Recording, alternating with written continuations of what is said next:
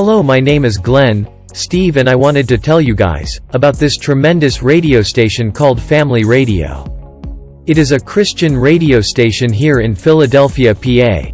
The call letters are WKDN 950 AM on your radio.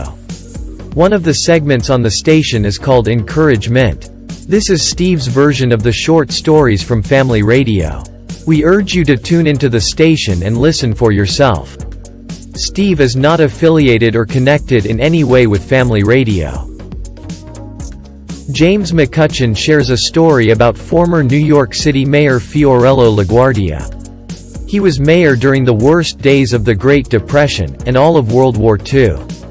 He was called by adoring New Yorkers the Little Flower because he was only 5'4" and always wore a carnation in his lapel.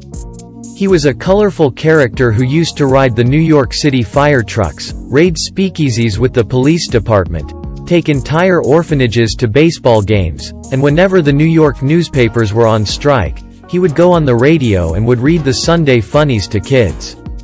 One bitterly cold night in January 1935.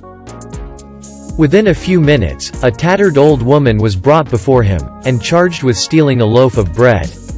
She told LaGuardia that her daughter's husband had deserted her and her daughter was sick, and her 2 grandchildren were starving. But the shopkeeper from whom the bread was stolen refused to drop the charges.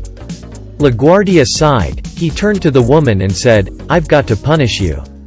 The law makes no exceptions, $10 or 10 days in jail." But even as he pronounced sentence, the mayor was already reaching into his pocket.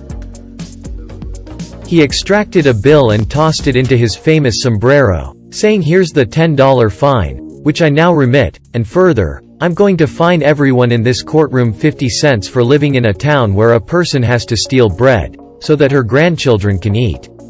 Mr. Bailiff, collect the fines and give them to the defendant."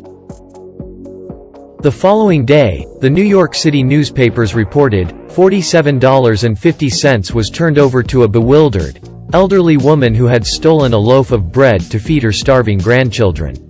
50 cents of that amount being contributed by the red-faced grocery store owner who wouldn't drop the charges. While some 70 petty criminals, people with traffic violations, and New York City policemen, each of whom had just paid 50 cents for the privilege of doing so, gave the mayor a standing ovation. Well, that is the end of another inspirational story. I hope you enjoyed it. If you did, won't you please like the video and subscribe? Thank you in advance for your support.